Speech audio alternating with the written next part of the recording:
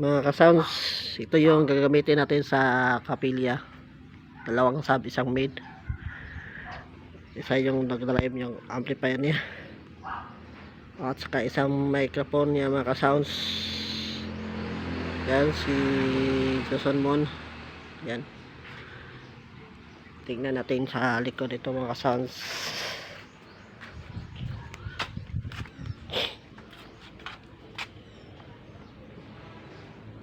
Ito mga ka-sounds. Yan. Dalawa speaker niya. Isa. Yung isa din mga ka-sounds. Left right niya mga ka-sounds. Ito yung mid niya mga ka-sounds. Ito yung sub niya, dalawa. Itong drive ito.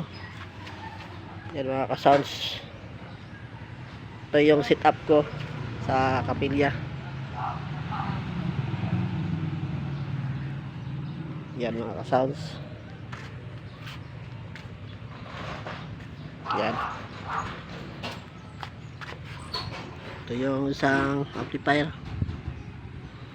At saka isang microphone. Ito gamitin natin yung microphone mga ka-sounds. Yan. Dual microphone na wireless. Yan mga ka-sounds. Ito yung price niya.